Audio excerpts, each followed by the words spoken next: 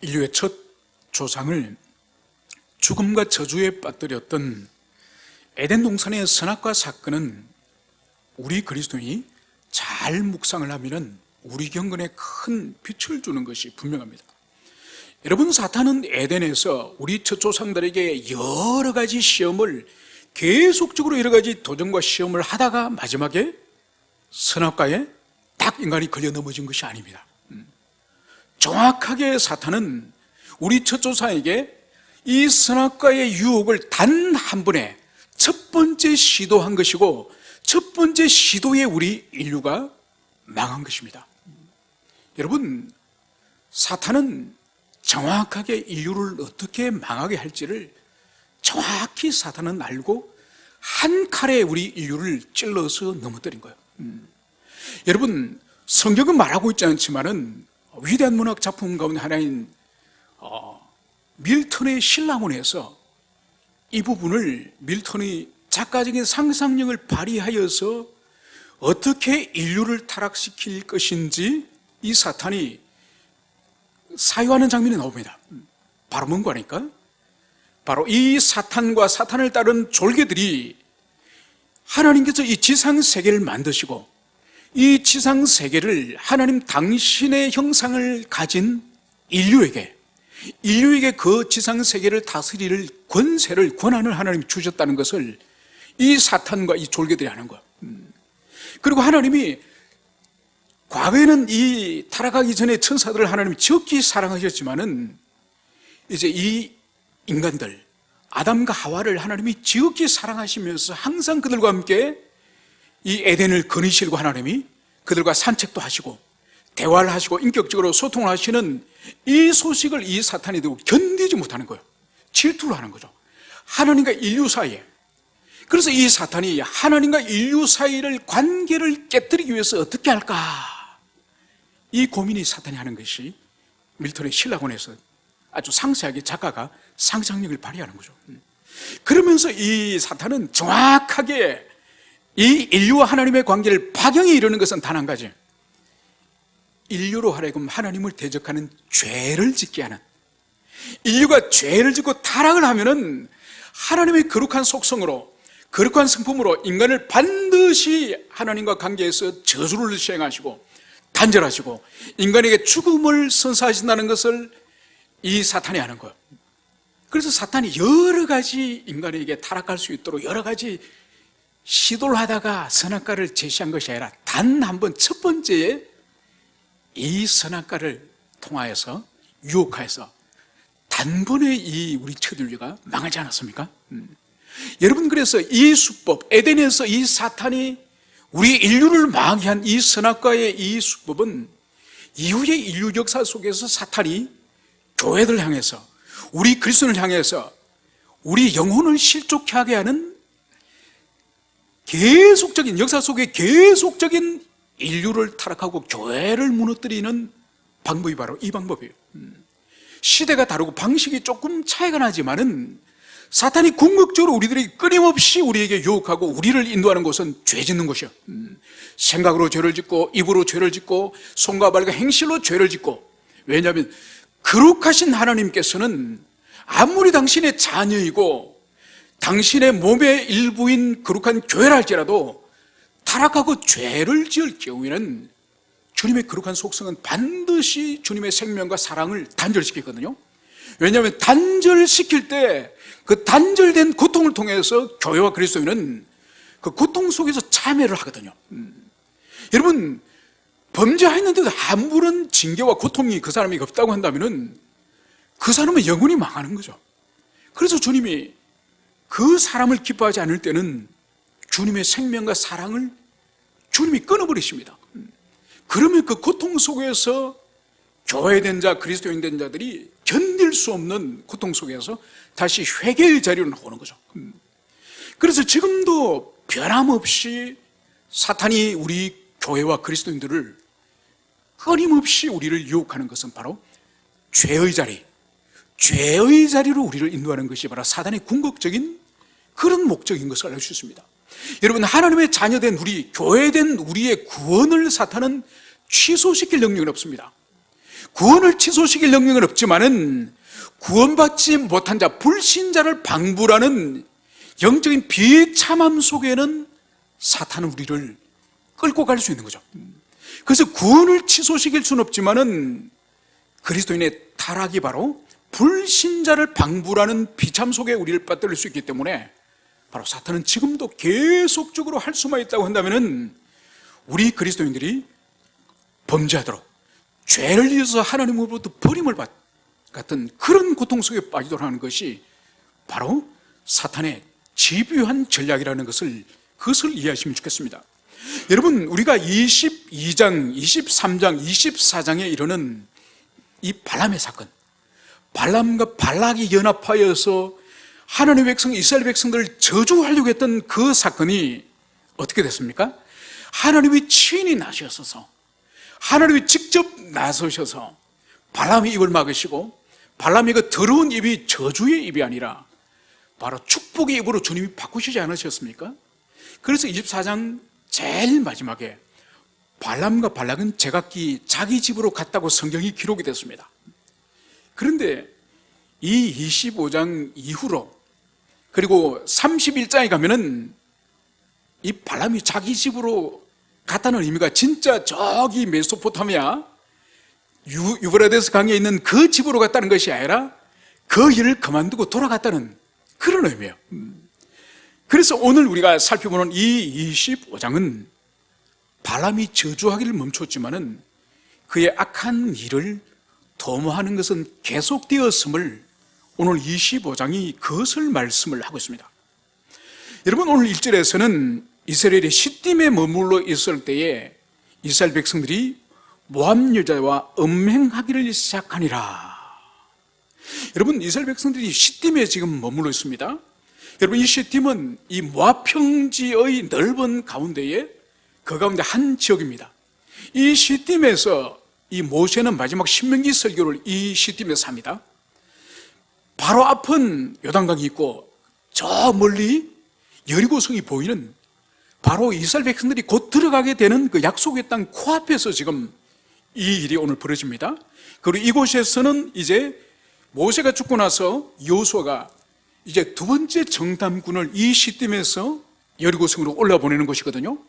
그래서 마지막 이스라엘 백성들이 요단강을 건너기 직전에 진을 쳤던 곳이 이 시딤이에요. 그래서 오늘 시딤에 머물러 있을 때에 이스라엘 백성들이 모압 여자와 함께 음행을 하였다, 이 말씀을 여기서 하고 있습니다. 여러분, 구약 성경에서 음행을 하였다는 뜻은 두 가지 의미로 보통 사용되어집니다. 문자적으로는 음행하였다는 이것은 이 하나님이 허용하지 않는 불법적인 이 성적 관계, 남자의 여자와 이 성적 불법적인 성관계를 의미하는 의미와 함께 두 번째로는 이 육적 성적 관계만이 아니라 영적 우상 숭배를 영적 음행으로 그렇게 말을 하고 있습니다. 그래서 오늘 이 1절에서는 이 시딤에 머물러 있는 그 기간에 있었던 일인데, 바로 이스라엘 백성들의 이 남성들이 바로 이 모압의 여성들과 음행을 하였다고 성경이 기록을 하고 있습니다. 이 음행이 어떻게 이루어졌느냐, 2절에서는 이렇게 음행이 이루어졌음을 말씀합니다.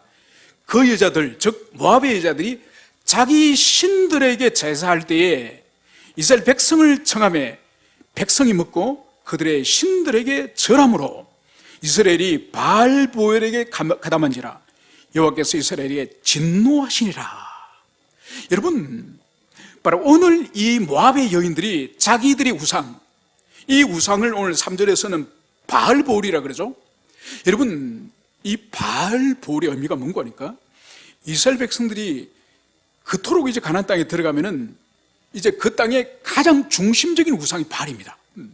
그런데 이 바알이 지역마다 바알을 섬기지만은 각 지역마다 바알의 이름들이 달라요. 그리고 이 보엘이라는 이것은 뭔가 하니까 지역의 이름이요. 그리고 보를 지역의 바알이라는 뜻이요. 그러니까 이 바알이 우리로 친다면 안양에 섬기는 바알, 의왕이 섬기는 바알, 서울이 섬기는 바알, 이런 뜻이에요. 여러분, 여기서 바알 보리를 말 때 이 바알 앞에 있는 이 볼, 이 볼을 여러분이 어디서 들은 기억이 없습니까? 바로 발람이 세 번째 하나님 백성들에게 저주를 하려고 할 때 하나님이 저주를 축복으로 바꾸신 세 번째 장수가 보려. 바로 그 지역에서 섬기는 바알이에요. 바로 이 바알보를 지금 모압의 여인들이 지금 숭배를 하면서 제사를 하면서 여기서 지금 제의 행사가 일어나고 있음을 볼 수 있습니다.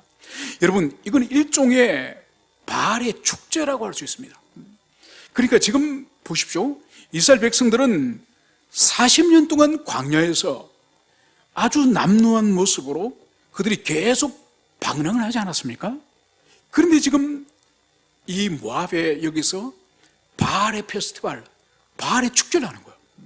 그리고 이 사람들은 이미 그 도시에 수백 년 동안 살던 사람들이기 때문에 이 여성들도 광야에 40년 동안 돌아다녔던 그 이스라엘 여성과 다르겠죠, 그죠?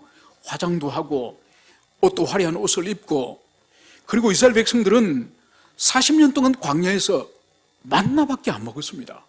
그러니까 나중에 이스라엘 백성들이 만나를 보고 나중에 뭐라 그럽니까? 이 하찮은 음식.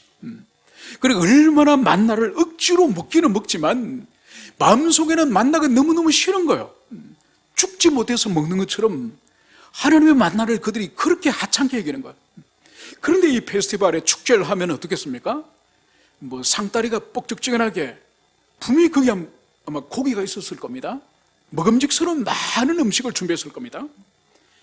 그리고 거기에 음악이 있고 축제가 이루어지면서 바로 이것을 모두 준비해서 이스라엘 백성들의 남자들 이 모압의 여인들이 초청을 한 거예요. 여러분, 그러면서 이 바알볼, 이 가나안 땅에 있는 이 바알의 이 축제는 반드시 수반되는 것이 한 가지가 있습니다.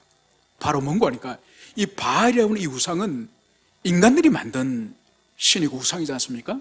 그러니까 이 사람들이 생각하는 것은 바로 뭔가 하니까 바알이 가지고 있는 본성이 인간들이 가지고 있는 본성과 비슷하다고 이 사람들은 생각합니다.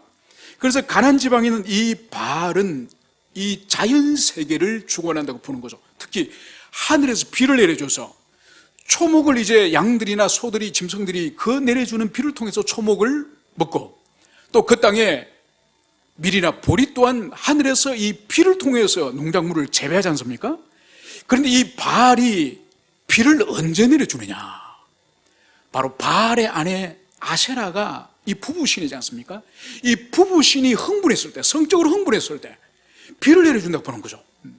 그런데 이 땅에 있는 이 바알신을 만들어낸 인간의 이 머릿속에서는 이 하늘의 바알과 아세라 신이 흥분하여서 성적 관계를 맺을 때 비가 내려오는데, 그러면 하늘의 바알과 아세라 신은 어떻게 흥분하느냐? 바로 이 지상에 바알을 숭배하는 이 사람들이 성적으로 결합을 하고 이 지상에 있는 남녀가 흥분할 때 하늘의 자기의 우상들이 흥분한다고 생각하는 거죠. 그래서 이 바알의 제의는 반드시 이 페스티벌에 수반되어지는 것이, 그 제사에 참여하는 남녀성들이 이 더러운 이 혼음을 합니다. 혼음을. 그래서 거기에 남자 사제와 여자 이 창기들과 거기 제사 드리는 이 남녀들이 뒤엉켜서 거대한 성적 행위를 하는 거죠. 그거를 이제 하늘에서 바알과 아세라가 보고 흥분해서 비를 내려준다고 보는 거죠. 여러분, 그러니까 이 바알볼의 이 축제, 여기에 이스라엘 남성들이 얼마나 유혹이 되기 쉽겠습니까? 여러분, 그래서 이 지상에 인간이 경험할 수 있는 육체 쾌락의 최고의 정점이 바로 성적 쾌락이요. 그래서 이 성적 쾌락에 가장 인류가 약하다는 것을, 그것을 보여줄 수 있는 거죠. 여러분, 그래서 오늘날도 바르지 않는 종교, 소위 말해서 사이비고 이단들의 종교에는 항상 성적 이 약탈이, 성적 행위가 수반되어집니다. 그래서 악하고 더러운 종교일수록 성적인 일탈과 방종들이 있는 것이죠. 그래서 오늘 이 악한 바알의 축제에 이스라엘 백성들의 남성들이 오늘 참여했고, 그래서 오늘 3절에서는 이스라엘이 바알볼에게 가담한지라. 여러분, 우리의 성경은 가담하였다고 이렇게 번역을 하고 있지만은 다른 번역으로 할 경우에는 이스라엘이 바알볼과 연합한지라. 여러분 연합하였다는 의미로도 해석이 됩니다. 여러분, 이스라엘 백성은 시내산에서 언약을 하나님과 맺고 또 모압 평지에서 하나님과 또 언약을 맺거든요. 여러분, 언약을 맺는다는 의미는 뭔가요?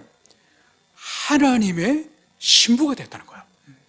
여러분, 신약에서도 그리스도 예수께서 계시록에서 우리를 그리스도의 신부로서, 신약에서도 신부로서 그렇게 성경이 기록을 하고 있지 않습니까? 구약에서도 마찬가지예요. 구약에서도 특히 호시아에서 보면 이 선지자 호시아에게 이 고멜이라고 하는 이 장녀 출신의 부인, 이 부인과 결혼하게 하지 않습니까? 여러분, 그것은 하나님이 마치 장녀와 같이 더럽고 타락한 이스라엘 백성과 마치 그 장녀와 같은 이스라엘 백성들을 자기 아내로 끊임없이 용서하고 끊임없이 품어주고 끊임없이 기다려주는 그 하나님의 마음을 이 선지자 호시아가 경험하도록, 그래서 실제로 그 시대 가장 유명한 창녀인 고멜과 하나님의 종이 결혼을 하도록 그렇게 주님이 그 역사를 하신 거죠.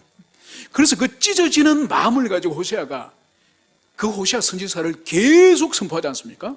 그러니까 하나님의 마음을 그대로 이 호시아가 그것을 경험하면서 이스라엘 백성을 향해서 말씀을 선포하는 거죠. 그래서 구약에 있어서 이스라엘 백성과 하나님의 관계는 이 부부의 혼인의 관계예요. 그래서 언약의 체계를 통해서 여호와 하나님과 이스라엘 백성이 부부로서 연합되어지는 것인데, 오늘 성경은 이스라엘이 누구와 연합되었다고요? 바알 보역에. 여러분, 바알과 이스라엘이 연합이 되어진 거죠. 여러분, 그러니까 오늘 이 일에 하나님께서 진노하시리라. 여러분, 하나님이 얼마나 진노하시겠습니까?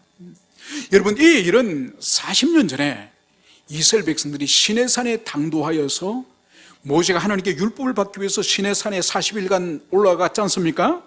그러면서 그 밑에 모세의 자리를 비워뒀을 때에 그때 산 아래에 어떤 일이 있었습니까? 바로 우리를 애굽에서 인도해낸 신을 만들어라. 그래서 이집트에서 숭배하는 것을 본 이 황소, 그 황소 형상의 금으로 만들어서 거기에 모든 이스라엘 백성들이 숭배하지 않았습니까? 그때 하나님이 진노하셔서 모든 이스라엘 백성들을 다 진멸시켜버리고 하셨죠. 그런데 모세가 중절해가지고 하나님께 간절히 빌고, 그리고 주님께서 주동자들을 다 죽이기로 주님께서 명령하지 않으셨습니까? 그래서 한날 3,000명이 레위 지파들에게 칼에서 다 죽임을 당한 거죠. 여러분, 그 일을 이 광야에서 태어난 이 세대들, 그리고 이집트에서 20살 이하의 그 세대들이 목격하지 않았겠습니까? 자신들의 부모 가운데서, 또 자신들의 이웃 가운데서 3,000명씩이나 이 시내산에서 하나님이 아닌 금송아지를 숭배하다 죽임을 당한 그것을, 처형을 받는 것을 다 지켜봤는데, 40년이 지나고 나서 똑같은 우상 숭배의 사건이 오늘 발생한 거예요. 여러분, 40년 시내산에서 일어난 일보다 더 심각한 것은 단순히 우상 숭배로 끝나는 것이 아니라 바로 이방 여인과 함께 간음을 하면서, 그리고 우상 숭배에 참여했으니 죄질이 훨씬 더, 이들의 죄가 더 지독하다는 것을 여기서 볼 수 있습니다. 그래서 오늘 4절에서는 여호와 하나님은 모세에게 이 명령을 주시는 거죠. 백성의 수령들을 잡아 태양을 향하여 여호와 앞에 목매어 달라. 그리하면 여호와의 진노가 이스라엘에게서 떠나리라. 여러분, 하나님은 모세에게 오늘 분명한 오늘 목적을 주십니다. 바로 뭔가 하니까 이스라엘의 지도자들, 그리고 여기에 지금 참여했던 사람들은 지도자급들을 여성들이 유혹했음을 분명합니다. 그냥 일반 이 평민들이 아니라 중간 지도자급의 사람들을 이 모압의 여성들이 그 사람을 중심적으로 유혹을 했음을 볼 수 있습니다. 그래서 하나님께서 이 수령들, 이 지도자들을 다 백주대낮에, 이 태양 앞에서 백주대낮에 이들을 목을 매달아서 이제 이들을 죽여라. 주님은 이 말씀을 모세에게 오늘 주신 것을 볼 수 있습니다. 바로 이 말씀을 받은 모세는 5절에서 이렇게 하는 거죠. 모세가 이스라엘 재판관들에게 이르되 너희는 각각 바알보엘에게 가담한 사람들을 죽이라 한지라.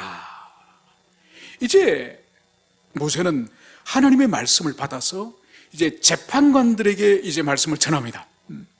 그래서 무조건 죽이는 것이 아니라 이 재판관이 어떤 의미가 있죠? 이 사람의 범법 행위에 대해서 이 재판관이 신앙과 양심을 따라 판단을 하죠. 그죠? 무조건 죽이는 것이 아니라 그 가운데 죽을 만한 죄를 지은 사람을 재판관이 판단해서 이 사람들 다 죽이도록 오늘 이 명령을 오늘 모세가 준 것을 여기서 볼 수 있습니다. 바로 이 소식을 듣고 오늘 6절에 보면 이스라엘 자손의 온 회중이 회막문에서 울 때에, 여러분, 그래서 이제 재판관을 통해서 이 바알보울에 가담한 이 사람들을 이제 한 명씩 처단을 하고 있지 않습니까? 처단할 뿐만 아니라 이제 이후에 등장하겠지만은 이제 이 이스라엘 백성들의 이 공동체에 이제 연병이, 이 전염병이, 강력한 전염병이 지금 돌고 있습니다. 그래서 지금 백성의 지도자들이 재판을 통해서 이제 죽임을 당하고, 그리고 한쪽에서는 전염병이 돌아서 수많은 사람들이 죽어나고 있습니다. 바로 이 현장에 오늘 무슨 일이 있느냐? 이스라엘 자손 한 사람이 모세와 온 회중의 눈앞에 미디안 한 여인을 데리고 그 형제에게로 온지라. 여러분, 지금 보십시오. 이스라엘 백성들의 주동자급의 이 지도자들이 이제 재판관들에 의해서 죽임을 당하고 있고, 그리고 또 전염병이 돌아와서 이스라엘 백성 가운데에 죽어나가는 사람들이 지금 수없이 자빠지고 있는데, 바로 이 상황에 이스라엘 자손 중에 한 사람이 이 미디안의 여자를 한 명 데리고, 여인을 한 명 데리고 이 천망으로 데려오는 것을 여기서 볼 수 있습니다. 여러분, 이 사람이 누군지는 14절에서 이 사람들을 분명히 이름과 그 사람의 신분을 말씀하고 있습니다. 바로 이 남자는 시몬 지파의 사람, 지도자 시므리라는 사람이에요. 그리고 한 지파의 지도자급 이 시므리라는 사람이고, 이 시므리가 데려온 이 여자는 바로 미디안의 여자인데 이름은 고섭입니다. 고섭이고, 이 여인이 수르의 딸이라고 성경은 기록을 하고 있습니다. 여러분, 이 수르가 누군가 하니까 이후에 31장에 가면은 이 모세가 이 사건을 통해서 미디안을 완전히 싸워서 다 진멸을 시키라고 합니다. 그때 미디안의 5 왕을 죽이거든요. 그 5 왕의 이름을 나열을 하는데 그 이름 중에 하나가 수르라고 하는 인물이 있습니다. 그래, 이 수르의 딸인데 이 고섭이가, 그러니까 이 고섭이는 수르 왕의 딸 공주예요. 그러니까 이 공주가 지금 이 시므리의 손을 잡고 지금 자기 텐트로 지금 들어가는 거예요. 여러분, 어떻게 이런 일이 일어날 수가 있습니까? 그러니까 지금 잠시 전마더라도 이 이스라엘 백성들이 아모리 족속과 2번의 전쟁을 통해서 다 이겼지 않습니까? 그래서 이들이 하나님이 도우셔서 이제 승승장구를 지금 했습니다. 그러면서 이들에게 있어서 교만이 밀려온 거죠. 죄를 두려워하지 않고 하나님을 두려워하지 않고 이들이 지금 짧은 시간 안에 이 지도자급 안에서 아주 강력한 죄의 역사가 일어났음을, 그것을 볼 수 있습니다. 그래서 이 사람이 이제 여인의 손을 붙들고 자신의 장막 속으로 들어간 이것을 이제 보고, 바로 아론의 손자, 지금 현직 대제사장 엘리야살의 아들 비나스, 바로 이 사람이, 이 청년이 손에 창을 들고 이 2 남녀를 따라 들어갑니다. 그 남녀를 따라 들어가서 오늘 8절은 무엇을 말씀하고 있습니까? 그 이스라엘 남자를 따라 그의 막사에 들어가 이스라엘 남자와 그 여인의 배를 꿰뚫어 2 사람을 죽이니 연병이 이스라엘 자손에게 그쳤더라. 여러분, 창을 한 번을 찔러서 꿰뚫어서 2 남녀를 관통을 하여서 죽였다고 성경이 말씀하고 있습니다. 그러면 이들이 지금 천막 속에서 도대체 무슨 짓을 했다는 것입니까? 바로 이들이 성적 교합을 하고 있는 현장을 지금 비나스가 한 창으로 2 사람을 꿰뚫어서 지금 죽였음을 말씀하고 있습니다. 바로 이 일을 하고 나니 오늘 어떤 일이 벌어졌습니까? 연병이 이스라엘 자손에게서 그쳤더라. 여러분, 이 비나스의 이 행동, 이 살인을 통해서 하나님께서 이스라엘 백성 전체에게 지금 임하고 있는 이 전염병이 오늘 멈췄다고 오늘 성경이 기록을 하고 있습니다. 바로 지금까지 이 멈추기까지의 이 연병으로 죽은 자가 오늘 9절에서는 바로 24,000명이라고 성경이 기록을 하고 있습니다. 여러분, 시내산에서 황금송아지를 만들어서 숭배하고 나서 그날 레위지파 칼에 맞아 죽은 사람이 여러분 몇 명일까요? 3,000명에 불과합니다. 3,000명에 불과하지만은 이 바알보올의 사건을 통해서는 죽은 사람이 몇이라고요? 24,000. 몇 배가 많습니까? 8배가 많은 사람들이 죽었음을 볼 수 있습니다. 여러분, 그러니까 이 시내산의 금송아지를 숭배한 사건도 하나님이 대노하신 사건이지만은 거기에 비해서 지금 이들이 범한 이 죄가 얼마나 더 큰지 8배의 사람들이 더 많이 죽은 그것을 볼 수 있습니다. 여러분, 시내산 사건은 이스라엘 백성들이 출애굽한 지 한 2달 정도밖에 되지 않습니다. 겨우 그들은 하나님의 권능과 하나님의 은총과 하나님의 능력을 맛본 지 1년도 안 돼서 그 짓을 하고 그들이 하나님의 형벌 심판을 받은 거죠. 그런데 지금 이 출애굽 2세대는 40년간 모든 하나님의 은총과 하나님의 징계와 하나님의 모든 성품에 대해서 그들 부모 세대와는 비교할 수 없는 많은 은혜를 그들이 경험했습니다. 그럼에도 불구하고 이들이 바알을 숭배했으니 이들이 받아야 될 형벌은 오늘 하나님께서 보실 때는 8배가 많은 이 심판자가 일어남을 그것을 볼 수 있는 거죠. 여러분, 그래서 하나님은 모든 사람을 똑같이 다루진 않으세요. 그러니까 그 사람의 개인적인 경험과 개인적인 과거의 은혜의 경험들, 그리고 가정적인 배경들, 모든 것을 총체적으로 해서 주님이 징계를 하시거나 손을 보실 때에 주님은 그렇게 보시는 분이에요. 그래서 함께 어떤 죄를 저질렀더라도 동일한 벌을 주시는 것이 아니라 바로 그 사람의 경건, 과거의 은혜의 경험, 이런 것을 아울러서 주님께서 다루시는 것을 볼 수 있는 거죠. 그래서 보십시오. 아론의 두 아들 보십시오. 첫 번째, 두 번째 아들, 그들은 이미 제사장으로서 기름을 받은 그런 제사장들이에요. 그런데 하나님이 명하시지 않는 다른 불을 가지고 분향을 하니까 어떻게 됐습니까? 하나님의 불이 나와서 단번에 죽었습니다. 단번에 죽었습니다. 그런데 만약 평민이 그런 수준의 그런 의무가 요구되어지지 않는 것이라고 한다면 하나님은 그 정도 다루지 않았을 거예요. 가장 하나님이 가까이 계시는, 가까이 있는 사람들에게 하나님은 거룩함을 내가 드러낼 것이다 말씀한 거예요. 그래서 가장 하나님 가까이 있는 대제사장과 그의 아들인 자녀인 이 제사장, 이들을 통해서 주님은 평민들보다 더 거룩함을, 가까이 있는 사람을 통해서 더 주님은 그걸 원하시는 거예요. 그런데 가장 가까이 있어야 될 이 제사장 집안에서 바로 하나님이 명하지 않는 다른 불을 들었으니 바로 주님의 공의와 주님의 거룩한 성품은 바로 불을 보내서 그 두 아들을 불태워 죽여버리시는 거죠. 그리고 오늘날도 마찬가지입니다. 우리가 교회에서 구역장으로 섬기든 교사로 섬기든 교회에서 장로든 권사든 오랫동안 신앙생활을 하면서 하나님의 은총을 많이 경험했으면 더 그런 사람을 주님께서 분명하게, 더 엄격하게 다루신다는 이것을 우리가 가슴에 새기게 될 것입니다. 이제 하나님께서는 오늘 모세에게 이런 말씀을 하는 것을 볼 수 있습니다. 11절, 제사장 아론의 손자 엘리야살의 아들 비나스가 내 질투심으로 질투하여 이스라엘 자손 중에서 내 노를 돌이켜서 내 질투심으로 그들을 소멸하지 않게 하이도다.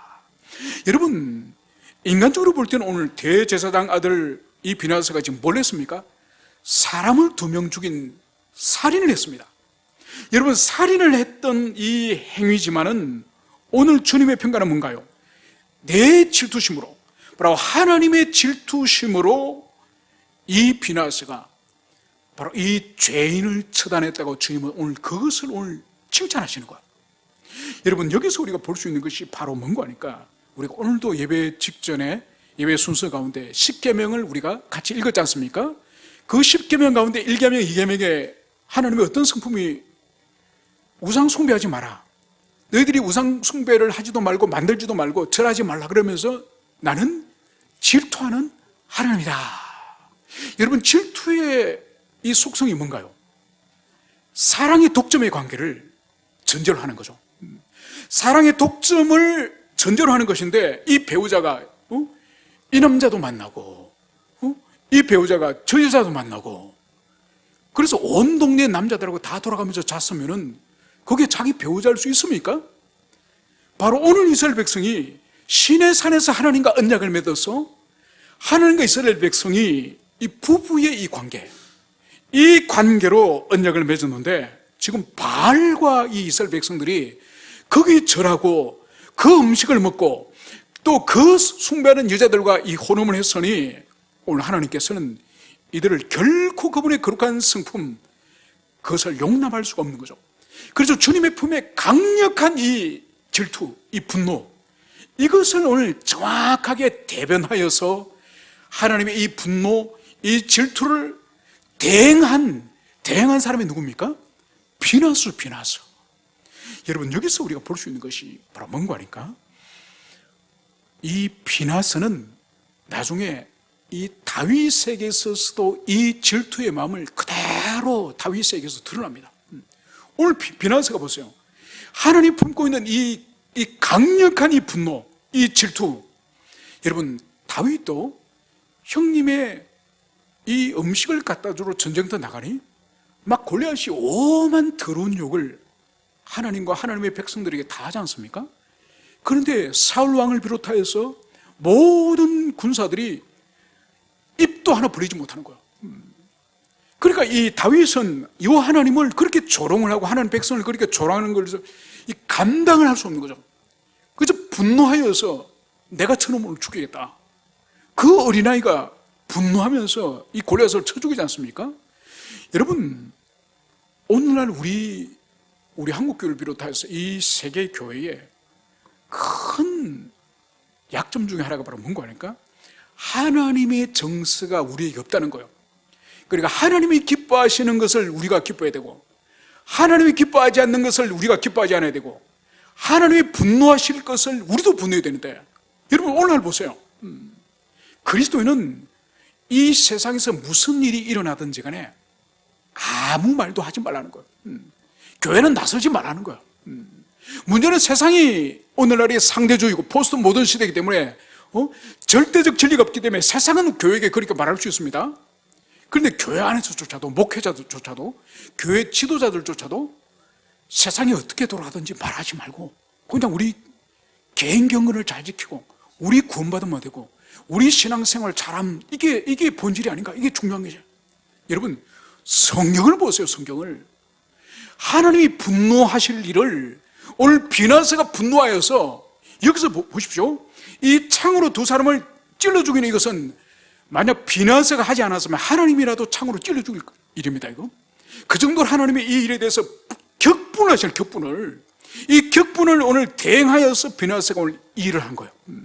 그래서 주님께서는 나의 질투함을 이 비나스가 오늘 대신하였다, 이 말씀을 하는 거예요. 여러분, 그래서 오늘날도 물론 우리가 아주 기도하고 주의 깊고 조심성이 필요하지만은, 여러분, 이 세상이 마음대로 진리를 회방하고 마음대로 떠내려가는 것에 대해서 교회가 입 다물고 그리스도인이 입 다물고 있는 것은 옳지 않았습니다. 그래서 보세요. 지금 동성애라고 하는 이것이 지금 뚝이요, 뚝. 이 제방뚝이 터지면은 동성애로 끝나지 않습니다. 많은 사람들이, 어떤 그리스도인들 이렇게 말하죠. 아니, 뭐 그렇게 교회가 동성애 때문에 세상 사람들이 그렇게 싫어하는데 왜 그렇게 나섭니까? 그냥 두지. 여러분, 모르는 이 사람들은 잘 모른다니까요. 동성애는 이 제방뚝에 불과한 거예요. 여러분, 이 제방뚝이 터지면은 그 위에 무슨 일이 벌어지는지 아십니까? 이미 유럽과 미국이 보여주고 있지 않습니까? 동성애가 터지기 시작하면은 단순히 동성애 문제가 아니라 이제는 보세요. 유럽 같은 경우는 짐승과 관계를 가지 않습니까? 짐승과. 그리고 보세요. 이 10살 미만의 이 어린애, 어린 여자애를 가지고 소아성애를 하지 않습니까? 그리고 마약을 대량 투약을 하지 않습니까? 그러니까 여러분, 이 동성애의 둑이라고 하는 것은 동성애가 이후에 모든 인류가 타락할 수 있는 모든 타락의 수문이라는 거예요. 수문. 이미 유럽과 미국 사회가 벌써 30년 전에 그것이 터짐으로 어떤 일이 벌어졌는지 우리가 그것을 보고 있으면서도 교회가 나서지 마라. 우리 신앙생활 잘하고 우리만 잘 믿으면 되지. 그 사람들은 하라 그래. 여러분, 어떤 목회자는 설교단에 이렇게까지 말한다니까요. 자기들이 좋아서 하겠다면 하도록 내버려두라. 여러분, 그렇게 말하면 안 됩니다, 목회자가. 이것은 절대로 하나님의 창조 질서에 거스는 것이고, 이것은 악이고, 이거는 죄고, 이거는 그 사람만 많은 것이 아니라 모든 인류가 하나님의 저주를 받는 일이다. 명백한 이 선을 거둬야 돼요. 그리고 보십시오. 오늘날 WCC 문제. 여러분, WCC는 교회 기관이지 않습니까? 전 세계적인 교회 기관. 여러분, 그들이 말하는 것이 뭔가요? 구원이라고 하는 것은 오직 예수를 통해서만 구원을 받는 것이 아니라 나름대로의 이 종교 지도자들, 우상들, 종교들 열심히 믿다 보면은 다 구원의 지점에서 다 만난다. 여러분, 이것이 WCC의 교리죠. 여러분, 이것에 대해서 교회가 아무 말도 하지 않습니다. 우리는 그냥 우리 개인만 신앙생활 잘하고 우리만 예수 믿고 우리만 구원받는, 여러분, 성경은 그런 것을 가르치지 않아요. 악한 것에 대해서 분명히 악하다고 하나님의 분노를 가지고 세상에 그것을 분노로 표현하라고 성경은 가르치고 있는 것입니다. 그래서 오늘 여기서 이 비나스에 대해서 오늘 주님께서는 오늘 어떤 말씀을 오늘 주십니까? 오늘 13절, 12절, 13절, 그러므로 말하라. 이제 모세가 이 비나스에게 이제 말하기를 주님은 말씀하십니다. 내가 그에게 평화의 언약을 주리니. 이제 이 평화의 언약을 주시는데 이 평화의 언약이 도대체 뭐냐? 바로 그와 그의 후손에게 영원한 제사장 직분의 언약이라. 여러분, 얼마나 놀랍습니까? 여러분, 자기 아버지도 엘리야살도 지금 대제사장이고, 그리고 주변에 레윈들도 많이 있고 많은 지도자들이 있지만은 이 미디안 여인을 손을 붙들고 그 뻔뻔스럽게 지금 하나님의 이 진노가 지금 임하였는데 천막 속으로 들어가는 그것을 보고 심지어 모세도 지금 어쩌지를 못합니다.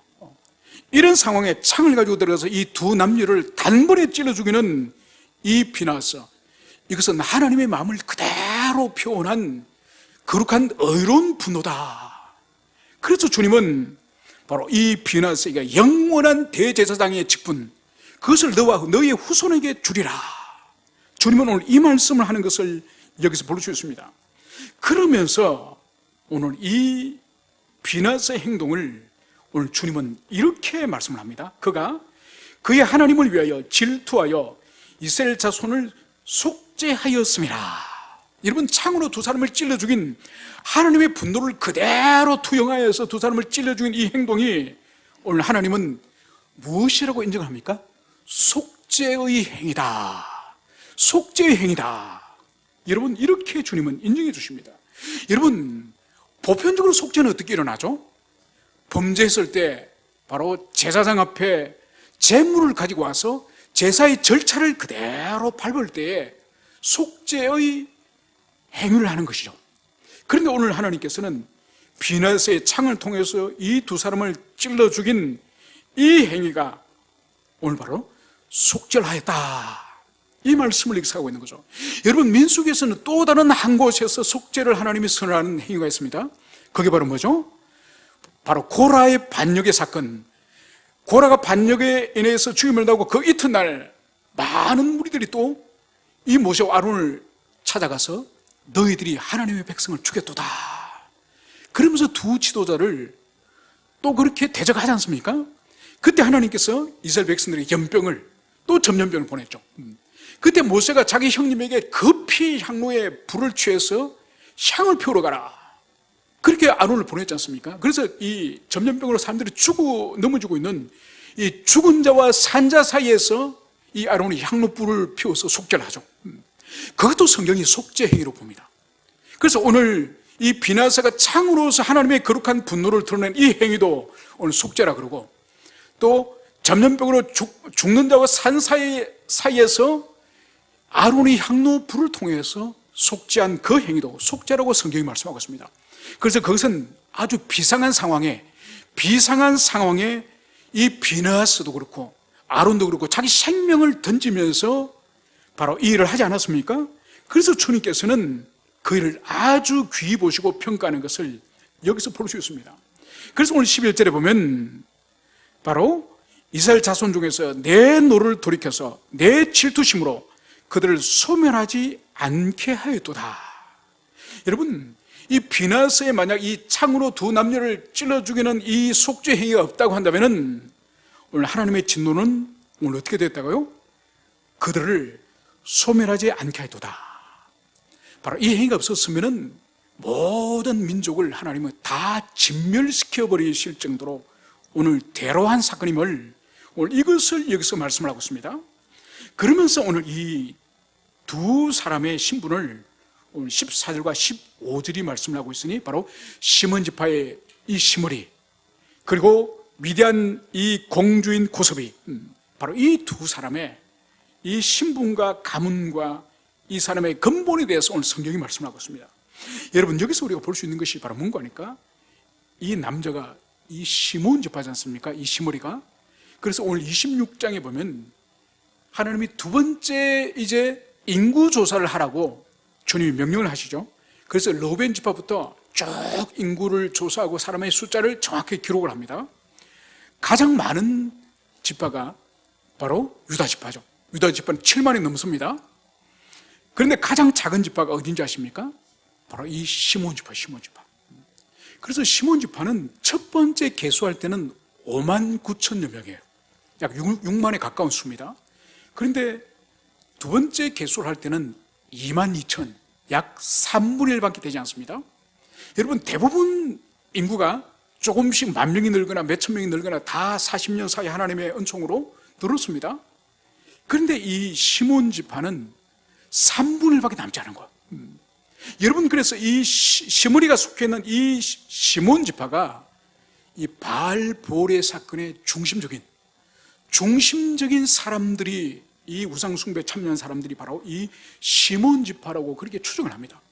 그렇지 않고는 다른 지파들은 다 인구가 조금씩 늘어났는데 이 시몬 지파는 절반도 아니고 3분의 1 가까운 숫자밖에 지금 되지 않는 것은 바로 이들이 바알볼 사건의 주동자들이 이 지파다, 이렇게 볼 수 있는 것이죠. 이제 주님께서는 모세에게 이제 17절 18절 이렇게 말씀하십니다. 미디안인들을 대적하여 그들을 치라.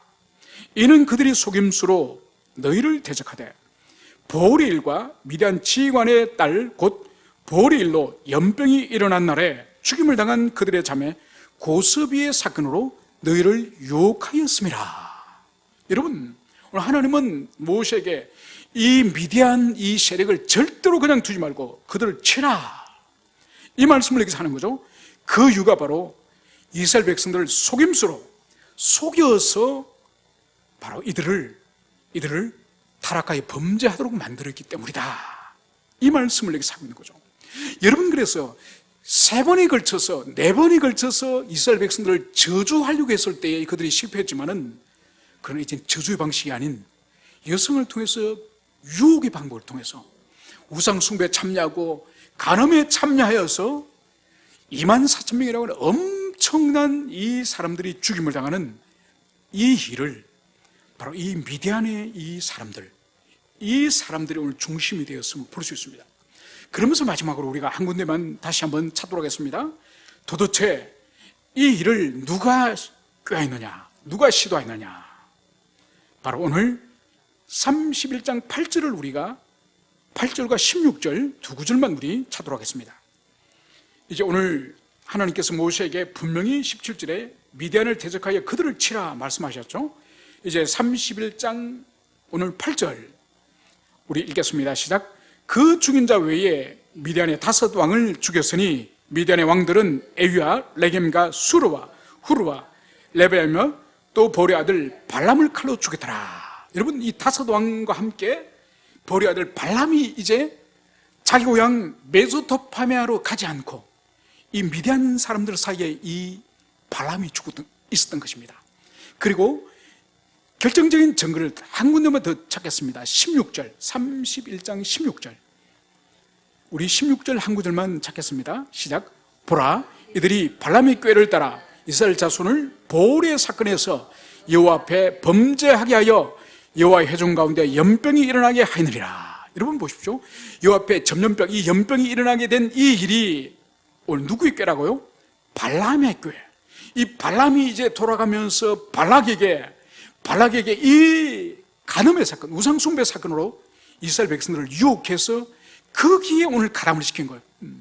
그래서 하나님 백성, 하나님의 자녀들은 범죄함으로 말미암아 하나님의 생명과 사랑으로 단절된다는 것을 이 발람은 알기 때문에 저주의 방법이 아니라 바로 하나님 백성들이 스스로 죄를 선택하고 죄를 행할 때 하나님으로부터 단절되는 이 저주 상태로 떨어지는 것을 알고 발람이 바로 이 모압의 여인과 미디안 여인을 동원하여서 이 짓을 하였음을 볼 수 있습니다.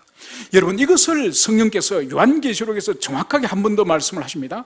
그 부분만 우리 찾고 설교를 마치도록 하겠습니다. 우리 요한계시록 2장 버가모 교회에 대해서 하나님께서 경고하시는 말씀, 2장 14절을 우리 함께 읽겠습니다. 요한계시록 2장 14절, 우리 찾으셨으면 요한계시록 2장 14절 한 구절만 있습니다. 시작. 그러나 내게 두 가지 책망할 것이 있나니 거기 내게 발람의 교훈을 지킨 자들이 있도다. 발람이 발락을 가르쳐 이스라엘 자손 앞에 걸림돌을 놓아 우상의 재물을 먹게 하였고 또 행음하게 하느니라. 아멘. 보십시오. 발람이 발락을 가르쳐, 이 발람의 꾀, 이 여인을 통해서, 우상 숭배를 통해서 이 하나님 백성들이 망하도록 하는 이 아이디어, 이 꾀를 누구에게 가르쳤다고요? 발락에게.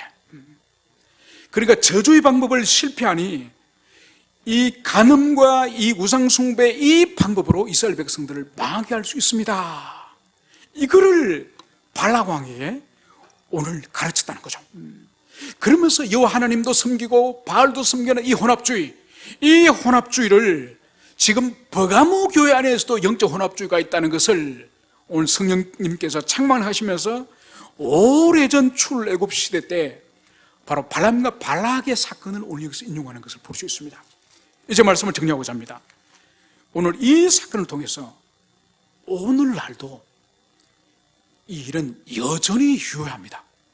요한계시록에서 오고는 교회에게 하나님께서 발람과 발락의 교훈을 주시면서 니고라 당의 교훈을 조심하라, 그 말씀이 바로 영적 혼합주의예요.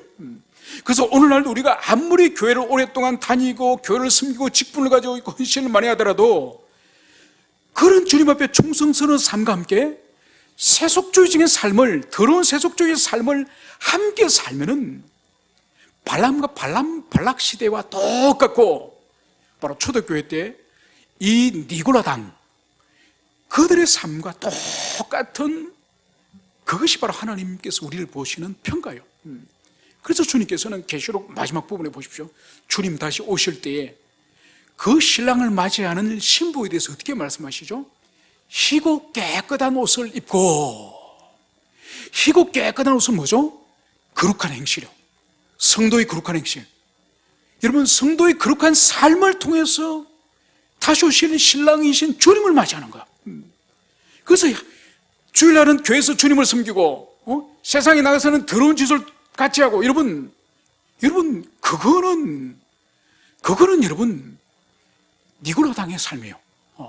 그는 이 민수기 25장에 바알볼의 삶이에요. 그래서 우리가 이 민수기 25장 바알볼의 삶을 통해서 오늘날 교회 속에 들어와 있는 이 세상에 있는 인본주의, 세속주의, 이 혼합주의, 이것이 우리 교회 속에 뭐가 들어와 있는지, 이것이 우리 가정에 뭐가 들어와 있는지, 이것이 우리 영혼에 뭐가 들어있는지 이거를 분별해야 돼요. 그리고 이 세속주의에 대해서 우리가 분노를 해야 되는 거예요. 이걸 해서 분명히 적대감을 가지고 분노를 하고 이것을 우리 속에서 분리시켜서 이것을 떠나보내는 그런 은혜가 우리 모두에게 있기를 축원합니다. 함께 우리 기도하시겠습니다.